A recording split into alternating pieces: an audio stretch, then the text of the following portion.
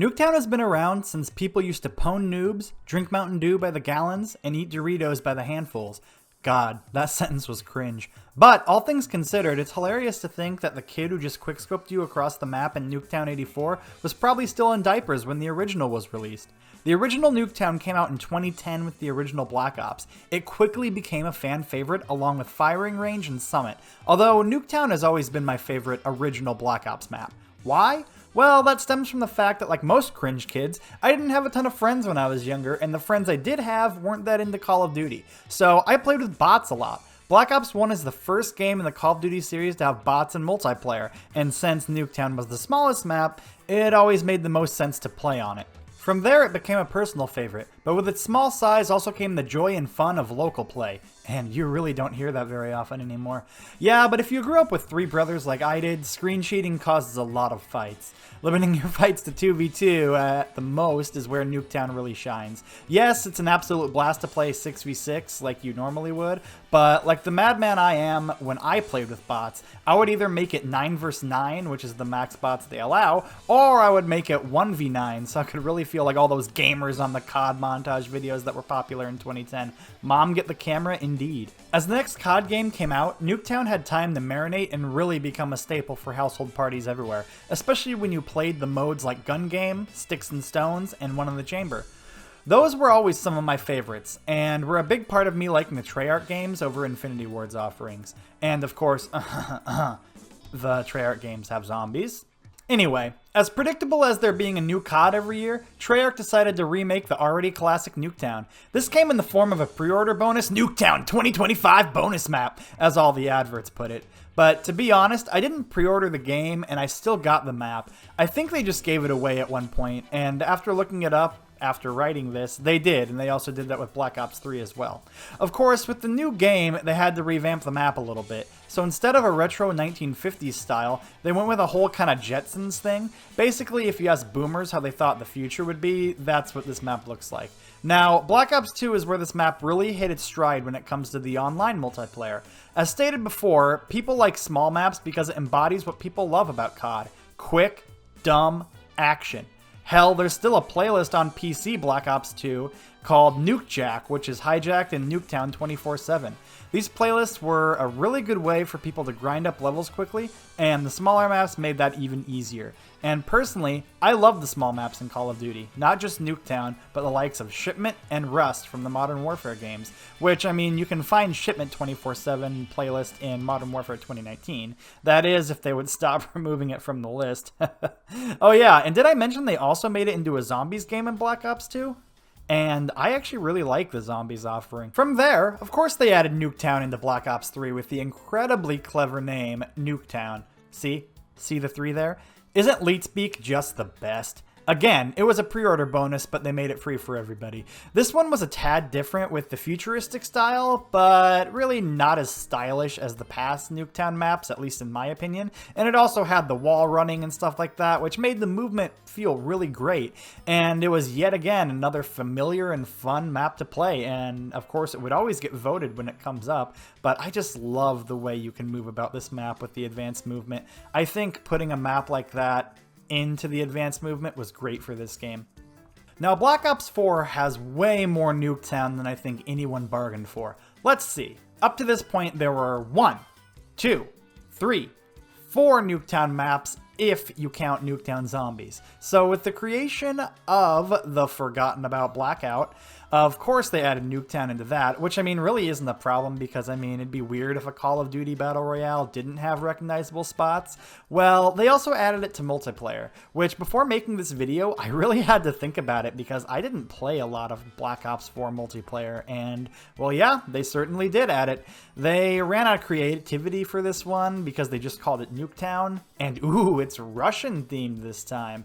With its creation and Alpha Omega for zombies, which is, surprise surprise, just a zombies map version of the Nuketown from Blackout. So that brings our total to 7 Nuketowns in 4 games. That's a lot of Nuketown. Now for me, I don't really mind this too much, especially on the multiplayer and Battle Royale front, because it's classic. And however, since Alpha Omega is just a rip from the Battle Royale version, it kind of rubs me the wrong way, despite the map actually being a pretty fun zombies offering. Now, In 2019, Call of Duty basically rebooted itself. The feel, the look, the design, and also not without note, the microtransactions. Because if I'm being honest, I really fell out of multiplayer in Black Ops 3 and Black Ops 4 due to the microtransactions, which is really a shame because I enjoyed both of those multiplayer functions, but that's not what this video is about now, is it? You know, it's just not fun when you're continuously getting killed by a dude with skins and weapons that they probably used their mom's credit card to get. But at least for now, the new Battle Pass feature allows players to unlock the guns for free, which is nice, so that content isn't walled off. And all those fancy skins are what you get when you fork up the $10 to fit in with everybody else. Anyway, it was Treyarch's turn to produce one of these rebooted Call of Duty games. Now, the circumstance of the state of the world right now, it's honestly impressive that we got a game at all. Even more so when you take into account that Treyarch wasn't originally going to make the COD 2020 game. Now, that Black Ops Cold War is out, and it only launched with 8 multiplayer maps, it didn't really take long for the game to feel stale. So thankfully, like mom coming home with a fresh case of Code Red and pepperoni pizza rolls, Treyarch released Nuketown 84 on November 24th. Just about a week and a half after the game came out. This was the ace up their sleeve all along to make sure the game didn't fall off too quickly before the release of Season 1 in December. Nuketown 84 is bright, vibrant, and awesome. It also has like a really cool punk vibe. It plays and feels like classic Nuketown, which to me is huge. There's no weird advanced movement, no gimmicks, just a rebooted Nuketown for their rebooted game. And I gotta say, dropping the map in a 24/7 playlist with double XP and double weapon XP is amazing. Granted, I still prefer zombies, but that's because I turn into a baby when I keep getting dunked on in multiplayer. Nuketown wouldn't be Nuketown without its famous Nuketown Easter egg. If you shoot off the heads of all the mannequins within 2 minutes of the match starting, something happens. In Black Ops 1, the song Sympathy for the Devil by the Rolling Stones starts playing. In Black Ops 2, you get to play some classic Activision games like Pitfall on the monitor where the population counter is. In Black Ops 3 and Black Ops 4, more recycled content from Black Ops 4, what a surprise, you get the mannequins to chase you like zombies. It's a really cool and fun one that I recommend everyone tries. And of course, in Nuketown 84, they brought this back. You get this cool synthwave filter on the game. I mean, to me, it kind of feels like you picked the wrong filter on Snapchat, but hey, I still think it's really cool. There are only a few guarantees in life: death, taxes, and Nuketown in a Black Ops game. So now that I just played every single one back to back, this is what I believe the rankings are. Nuketown from Black Ops 1 and Black Ops 3 are tied for first for me.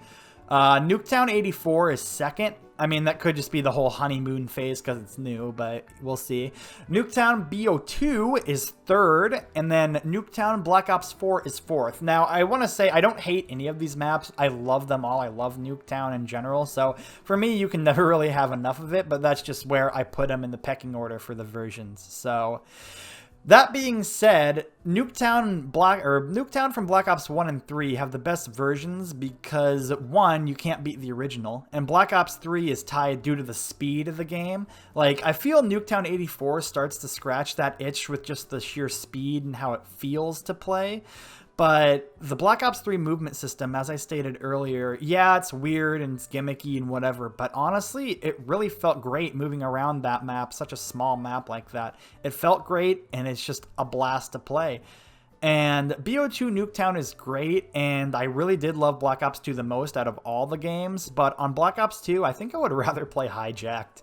And for the Black Ops 4 Nuketown, I don't know if it's just a Black Ops 4 problem or just Black Ops 4 multiplayer, but it just feels really clunky to me, and the map feels kind of clunky and slow, and that's really just how I feel about it. But anyway, if you want me to make more videos like this where I'm talking about multiplayer maps or remade and remastered ones, just let me know in the comments section down below, because I had a really good time doing this. It's really fun to talk about the multiplayer maps, and I don't see a lot of people doing it. Granted, I haven't really looked up to see if other people are doing it, but whatever. Well, I think that's gonna do it for this video. I know it isn't my usual kind of thing, but I've always loved Nuketown, and I wanted to put this little video together to talk about it. Consider subscribing for more content, and make sure you leave a like and ring the holy hell out of that bell so you know when there's more cringe for you to binge. And anyway, thanks for watching. Have a great rest of your day.